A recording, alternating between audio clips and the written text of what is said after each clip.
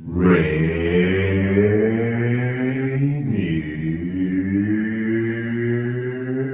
Avenue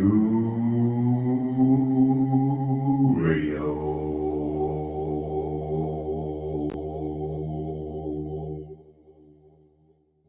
My name is Keith. I'm a barber from Tacoma, Washington. When the pandemic hit, it did affect me as a business owner. I have my own personal reasons why I didn't get vaccinated. But I was talking to a doctor and he was telling me more about what it can do to protect us and our family. I wanted to get back to that once was, right? I do feel safe knowing that I am vaccinated. I just hope what I'm saying is reaching into people's heads to know that this is the best decision for all of us. To learn more, please visit hereforuswa.org. Turn up your radio wherever you at. We about to bring it. Street Beat. Yeah. With Tony B. Tony B will give you a chance to tackle local, national, and international issues that affect your community. Street Beat. Street Beat. Tony. Kind of nonsense conversation we're having here. The Neon Ghost Show. The Neon Ghost Show. Right here on Rainier. What's it? Rainier Avenue Radio.world. Right about now. Rainier Avenue Radio.world. I'm so tired. I have to pee.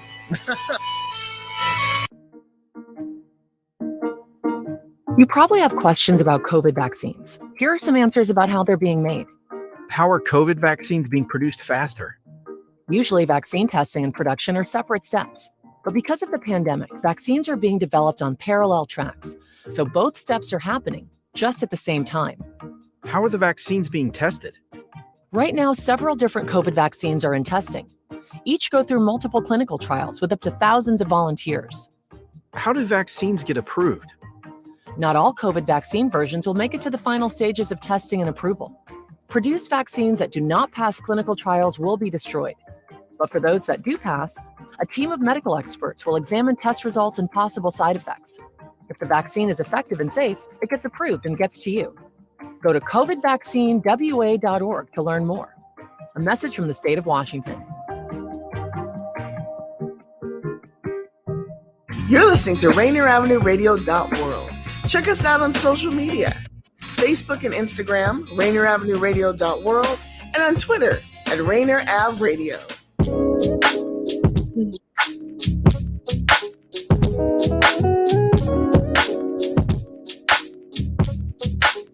What's up, everyone? I just want to give the music a little time to play, okay? I hope everyone's having a beautiful Thursday. It is your host, Queen Bree, and you are watching Clean Greens Live Alive, broadcasted on Rainier Avenue Radio. I have my lovely co-host, Robyn T, here in the house. How are you doing, Robyn? I'm really good. Thank you. I am super happy to be here in this lovely weather. And as per usual, I would like to acknowledge that we are on the traditional land of the first people of Seattle, the Coast Salish people, past and present. And we honor with gratitude the land itself. We also acknowledge what has happened on this land in Seattle to impact the lives of the Black community due to redlining and displacement, resulting in less opportunity to pass down generational wealth. To share your own story of home or land loss in the central area of Seattle, please contact us here at Clean Greens on behalf of the Black Dollar Days Task Force King County Reparations Project. You can email or call us. You can go to our website. And we would also like to thank music producer Cuddy Fresh for making our theme music that we've been using since day one of our show. So, hey, if it works, it works. I love it.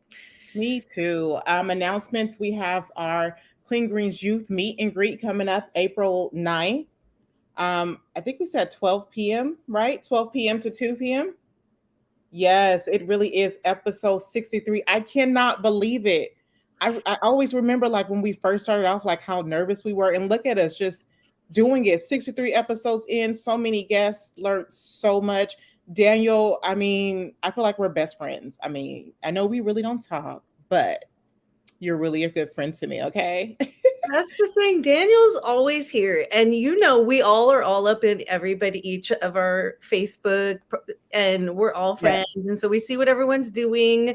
We shout out to Linda, is her name? Kitty Cat? I was going to say shout out to the cat. The cat. I love it. Me too. Sorry, back to the kids. So the kids program, April 9th, 2 p.m. If you have any questions, please contact us. Check our social medias. DM us. Instead of reading out the whole email, Clean Greens Farm Market on Instagram, just DM us and we'll give you the information. We are gearing up for volunteers. So if you know anyone who is a volunteer and likes to volunteer in community, please have them contact us as well. Also, we just got off of this meeting, this workshop, and I'm just going to throw it out there. We are looking for transportation to transport our youth in our youth program. So if you have anyone who can who can donate a van to us, we are looking for van donations. So we're still waiting for our guests, right? Yeah, he says he's in the waiting room. I'm going to make sure he has the right link. Copy, open, paste. You know how we do. Yeah, we're always out there doing our community partnerships and getting ready with all of our programming. And we thank you for your support. If you ever want to donate to our programming, or if you have some resources or things you would like to connect us with, we are always here. I'm sending this. Okay, so you know how I said I got something to talk about. Okay, so listen, we're not going to spend too much time on this, but we all seen the Oscars, right?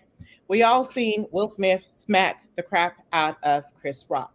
My question to our audience, whoever's listening, is when we know violence is not the answer, we're not condoning violence, but let's talk about words being violent as well.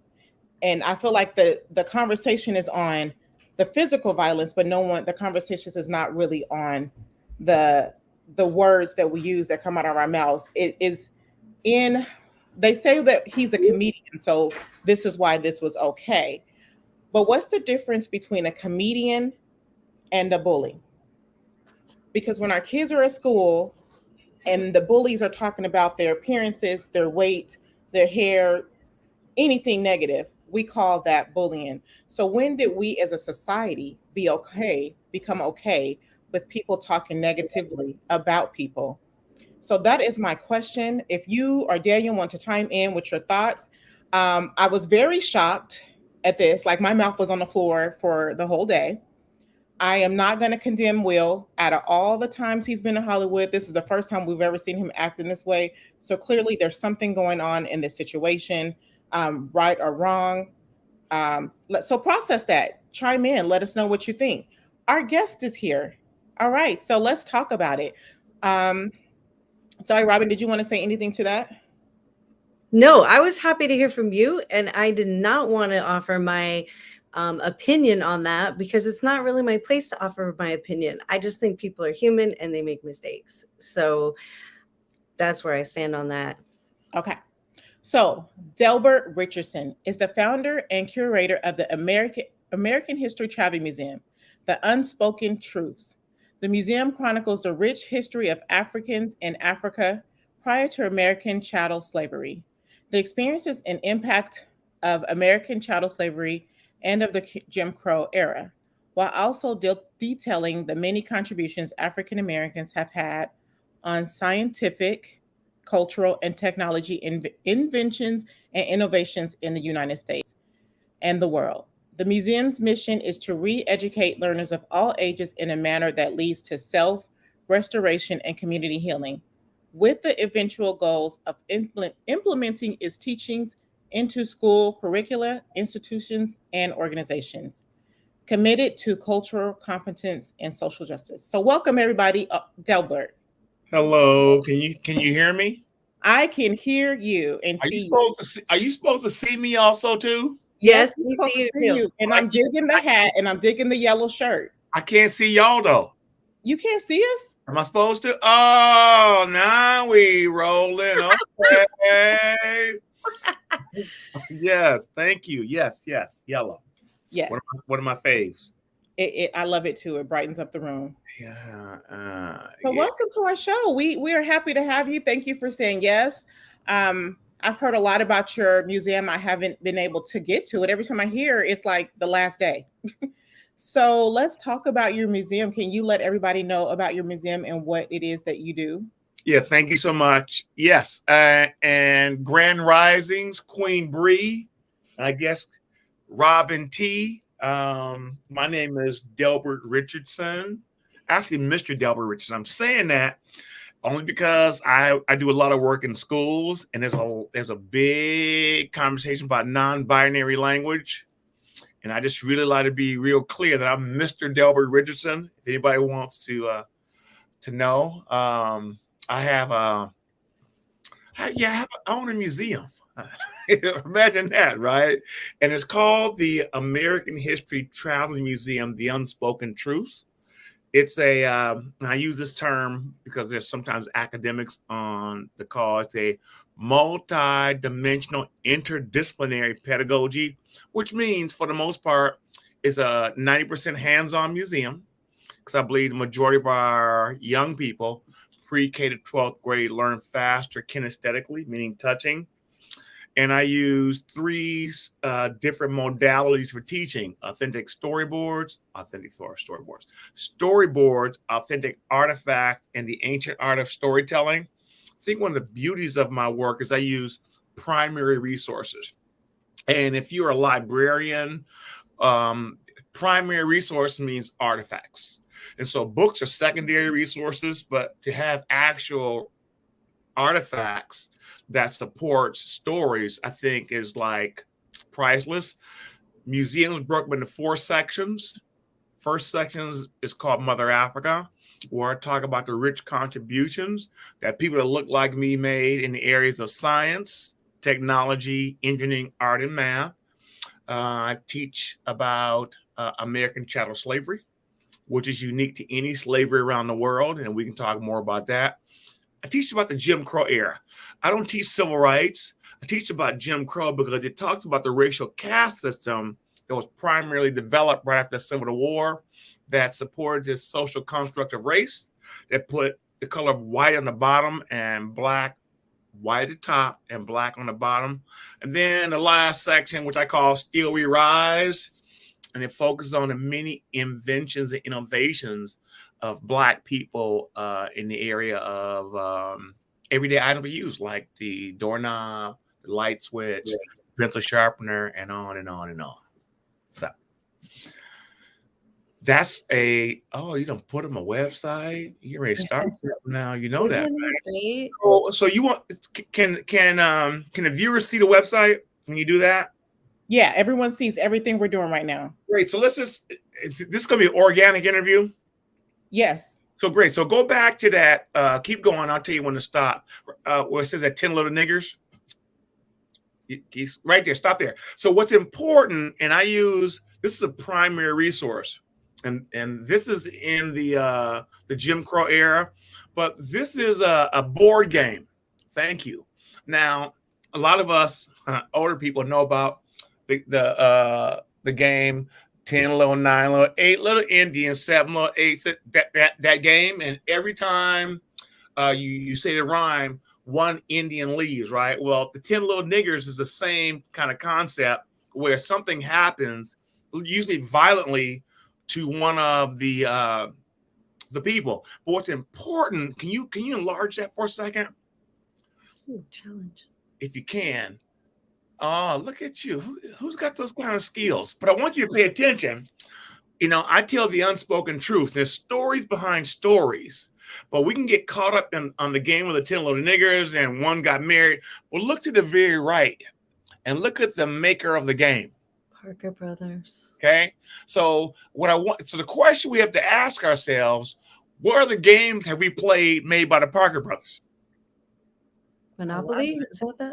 You're right. Yeah. So the point I'm making is that the unspoken truths are that they were companies that were supporting the social construct through advertising.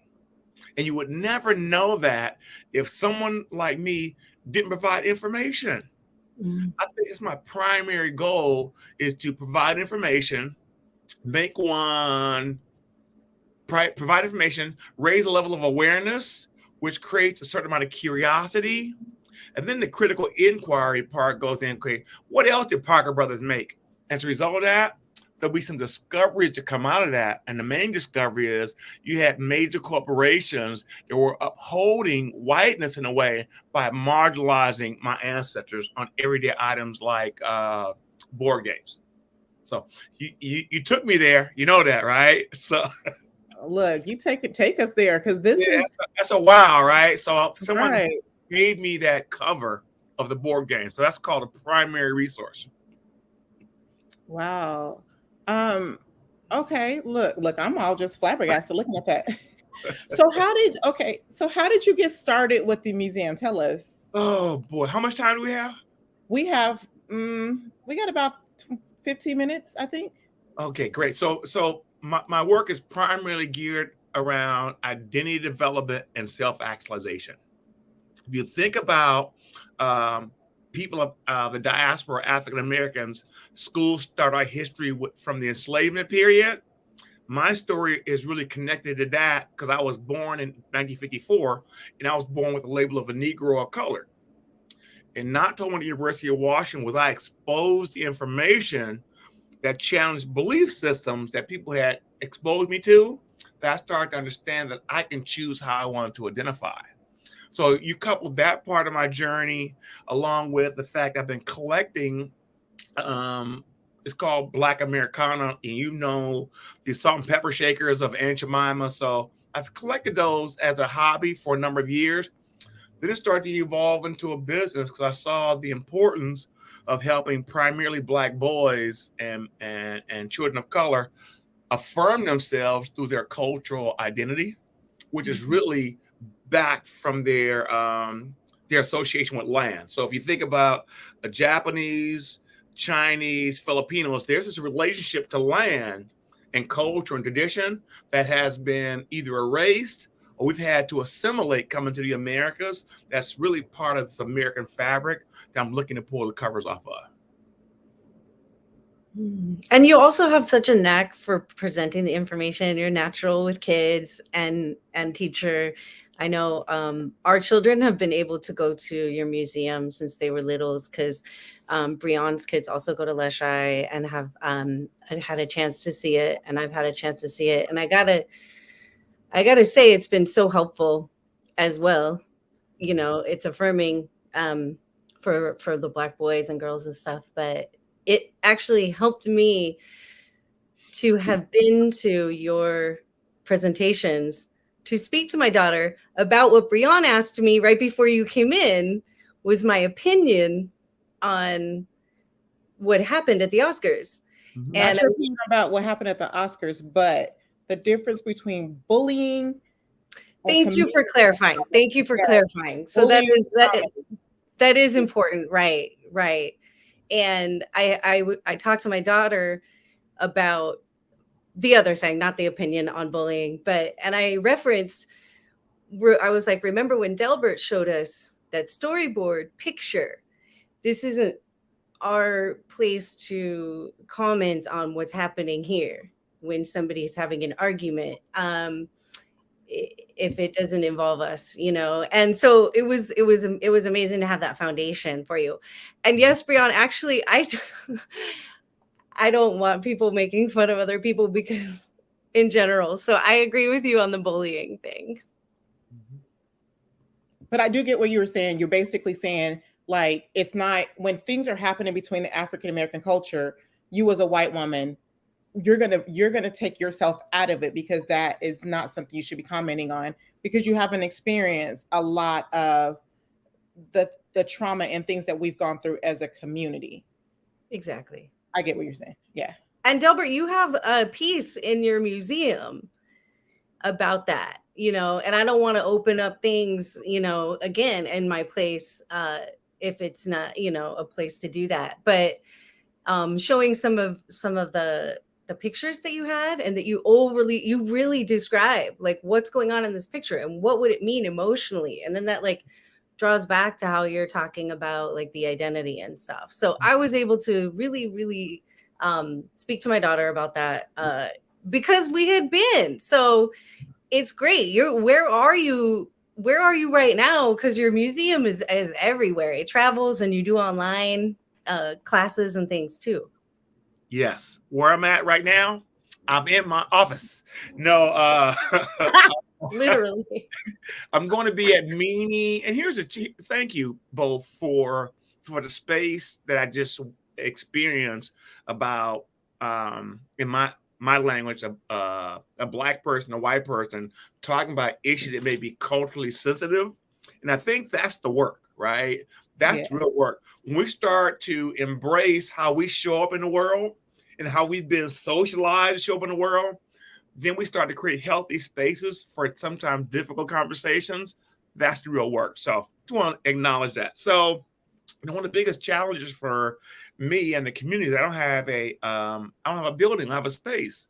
So a lot of my work is done in schools and institutions, but not in public spaces. So I'll be doing something at Meany Middle School in May, but I believe there's going to be a public event at Rainier Beach Community Center on April the 30th, which is a Saturday. And when I get more information, details, I will post on my Facebook page, LinkedIn, but I'll share with you also too, because that's the biggest drawback, Robyn and Bree, is that the general community a lot of times don't get a chance to experience my work.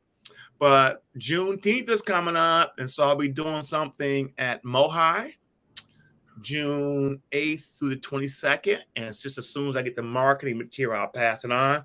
But I'll also be doing something simultaneously the weekend of Festival Sunjata at the Seattle Center. Nice. I got all excited. I was like, April 30th. Wait, I got something on April 30th, but I think I follow you. So I'm gonna keep a watch because I do want to join. But also this kind of brings into some way that we can figure out how we can do something and collaborate with you with Clean Greens and like our harvest dinner or our youth program. So we will definitely be in talks about that. If you're just tuning in, you're tuning into Clean Greens Living Live, broadcasted on Rainier Avenue Radio. It is your host, Queen Bree and Robyn T, and our special guest, Delbert Richardson, Mr. Delbert Richardson. He is the founder and curator of the American History Traveling Museum, the Unspoken Truths. So I love that you are out here and you're educating and you're getting conversations started. It just mind boggles me that I even seen that there is a workshop going around about the true meaning of slavery. I don't even want to mention her name, but Candace Owens is doing something. So I like that there's people out there like you who are out there giving education to people to understand that we get where slavery started, but there is still a conversation that needs to be had about what is going on in our history and in the United States. So with that being said, like what do you hope the takeaways are when people come? Have you gotten feedback of what the takeaways were with people coming to your museums? Well, it's interesting you said that. I have in front of me is data, right? So one of the things that I do, because I'm an educator, right? I'm not a teacher. And the educator is a person who creates space where critical inquiry plus people are drawn into the story. And so I give a 3-question survey after every presentation, and it's really, they're called a control question, which means everybody has to answer the exact same question, but then you get a chance to see how they land with different groups. So I break it down between gender and ethnicity, so I can see the lens. So the 3 questions are, one thing that I learned today is, second one is, one thing I would do differently as a result of what I learned is, and what would one fear I have or one question I still have. So the goal is for students and young adults is to provide a space for their inside voice. And the one column I pay strict attention to is, what's one thing I'm going to do differently, right? So one person said, I will be more aware and reduce my unconscious racial biases. And they identify as white. The next one is to be my to try my best to prevent stereotypes from influencing my interactions. These are children, right? And that's somebody that identifies as Asian, white, mixed, Latino. So let me read you one more from somebody who's Black. And they said that, and I love this here. Hopefully I can find it. They wrote, for every question, Black excellence, Black excellence, Black excellence, right? So regardless of what you ask me, I'm going to affirm myself. And to me, that's my report card, Bree and Robyn. How does work impacting people in a way where they affirm themselves? So when somebody says, I'm going to do my best to reduce how I show up in the world and I'm white in terms of biases, that's a form of affirming that I'm aware that there's some things about my belief systems or about the way that I've been impacted, that I'm showing up in an unhealthy way, and I'm going to name it. Nice. And I'm going to put it on paper as well, right? So, yeah, that's what I do. Oh, sorry. Go ahead. No, that's what I do. Oh, I was going to say what's powerful is that these assessments are coming from kids. Yes. Bree, let me interrupt you for a second. Let me share something with Robyn that's so powerful. I do this with adults, right? And one of the biggest challenges are white folks, right? Primarily adults. So, Bree, when I ask adults these questions at Leshai, what will you do different? This is after they've gone through the experience. 90% of the time, they'll speak in third person. I will take my children to do this. I will expose my children. No, the question is, what are you going to do?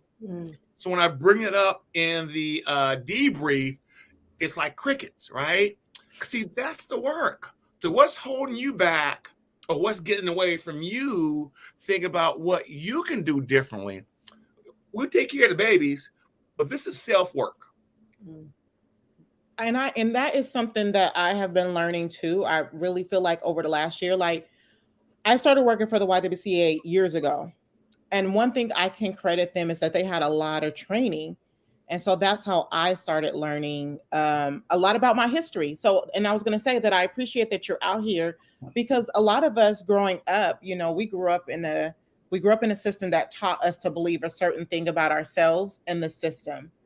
And so as we go into our adulthood lives, we're unlearning a lot of things, and not a lot of us have that space to unlearn these things. And so I'm happy that you're out here doing that and teaching. I forgot my question because I kept going over again, but I can say one thing that I have done for myself, and that's the question, is I have just started learning. I just started seeking the information.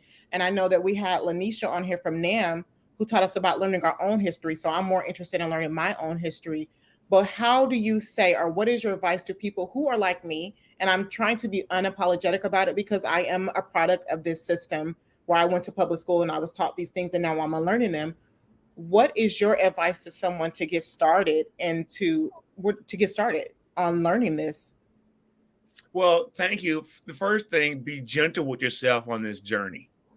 Because one of the things that happens, if we don't watch it, we'll start to feeling a certain way because I don't know. But there's a certain amount of ignorance that was created intentionally for you not to know. First thing I want to say is be gentle with yourself, right? Second thing, where does your interest lie? Do you want to learn more about a particular topic, a particular subject, a particular person? Do your own research. And whatever it is, look for 3 primary resources, secondary resources to get a fuller base of information to develop your beliefs or your responses or your understanding. Because people lie. I got a library back here, right? On purpose.